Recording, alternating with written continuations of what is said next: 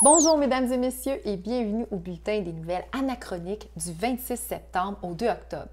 D'abord dans l'actualité nationale, le 29 septembre 1969, une bombe explose à la résidence du maire Jean Drapeau dans le quartier Rosemont. Heureusement, l'épouse et le fils du maire qui étaient présents n'ont subi aucune blessure et c'est surtout l'arrière de la maison qui a été endommagé. Mais les auteurs de l'attentat n'ont jamais été retrouvés.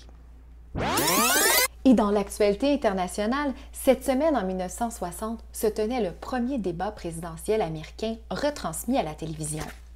Les candidats Richard Nixon et John F. Kennedy s'affrontaient devant un auditoire estimé à 70 millions de téléspectateurs. Le débat fut un point tournant dans cette campagne présidentielle, l'une des plus serrées de l'histoire des États-Unis. Nixon, qui n'avait pas entièrement récupéré d'un séjour à l'hôpital et qui a refusé d'être maquillé pour la télévision, semblait beaucoup plus fatigué que le jeune Kennedy, qui a vu sa cote de popularité monter dans les sondages le lendemain du débat. Et parmi les grands disparus de la semaine, on compte l'acteur James Dean, qui a trouvé la mort au volant de sa Porsche Spyder le 30 septembre 1955, alors qu'il n'était âgé que de 24 ans. L'acteur se rendait à une course automobile en Californie lorsqu'une voiture lui a coupé la route. Plutôt rebelle, James Dean, qui n'hésitait pas à semer les voitures de police à Los Angeles, avait eu une contravention le jour même de sa mort.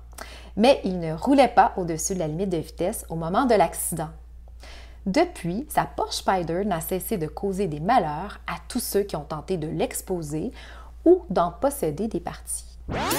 La semaine est aussi marquée par la mort du héros américain Daniel Boone le 26 septembre 1890 à l'âge de 85 ans. Pionnier de la colonisation des régions du Kentucky et du Tennessee actuel, Boone était un grand chasseur reconnu pour son respect envers les Amérindiens. Fait intéressant, avant d'ouvrir de nouvelles routes pour les immigrants, Boone a servi dans l'armée britannique contre les Français en Ohio. Il a notamment participé à la bataille de Monongahela, remportée par l'armée française. Je vous laisse donc sur le thème de l'émission Daniel Boone qui a marqué mon enfance. Daniel Boone, par la suite et le récit, la légende et l'histoire de Daniel Boone.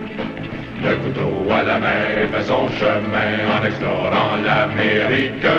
Il n'a peur de rien car il connaît bien